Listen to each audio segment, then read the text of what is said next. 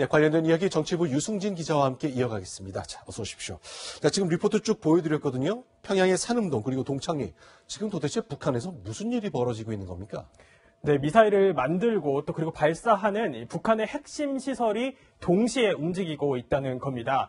이 북한의 각종 로켓과 미사일은요, 이 산음동에서 만들어져서 직선 거리로 112km 떨어진 동창리로 열차를 통해 밤새 옮겨진 뒤에 발사되곤 했었습니다.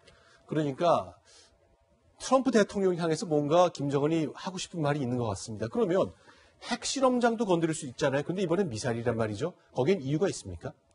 네, 북한은요, 지난해 싱가포르 북미 회담에서 동창리 발사장에 철거를 거론을 했었습니다. 그리고 지난해 9월 이 평양 정상회담 때는요, 보시는 것처럼 이렇게 영구 폐기를 하겠다 이렇게 약속을 하기도 했었습니다. 네. 그런데 회담이 결렬이 됐고 또 그리고 제재는 그대로 유지되다 보니 우리도 마음만 먹으면 조치를 되돌릴 수 있다는 것을 보여줄 수 있기 때문으로 보입니다. 또 그리고 핵실험장을 가동하게 되면 비핵화 협상을 파국으로 몰 수 있기 때문에 상대적으로 리스크가 적은 미사일로 시위만 하고 협상 여지는 열어두겠다 이런 뜻으로 풀이됩니다. 그러니까 그러면 평양에서 백악관한테 하고 싶은 말은 도대체 뭔가요? 뭘 노리는 거죠? 네, 일단 크게 두 가지로 해석을 해볼 수 있습니다. 이 회담이 결렬된 이후에도 움직임이 계속해서 있다는 것은요. 이렇게 보시는 것처럼 경고에 가깝습니다.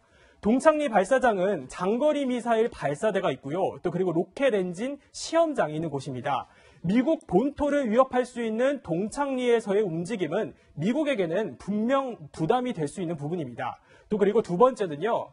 보시는 것처럼 아예 판을 깨고 새로운 길을 가겠다 이런 의미일 수도 있습니다. 김정은 위원장 신년사에서 이런 얘기를 했었죠. 제재와 압박으로 나간다면 새로운 길을 모색하지 않을 수 없게 될 수도 있습니다. 자, 경고하는 상대는 두렵습니다. 그러나 뭔가 단행하면 그 책임을 져야 되기 때문인데 유승진 기자 보기에 새로운 길을 갈 수 있는 겁니까? 네, 아직까지는 판을 깨겠다 이런 의미는 아닌 것 같습니다. 오늘 북한 대외 매체죠. 이 조선신보가 보시는 것처럼 이렇게 새로운 길을 인용해서 글을 냈습니다.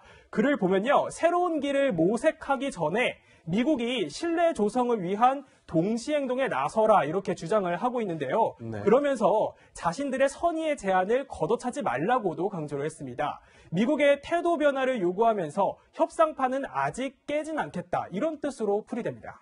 그런데 이제 김정은 위원장은 빈소로 돌아왔습니다. 전혀 예상 밖이었죠.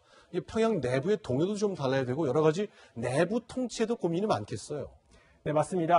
핵 경제 병진 노선에서 이 핵을 뺀 뒤에 군부의 불만을 잠재우기 쉽지 않았었는데요. 이 빈손으로 온 만큼 당장에 군의 동요부터 막아야 한다. 이렇게 판단을 해서 일종의 강공 드라이브를 적당히 걸었다라고도 볼 수 있습니다.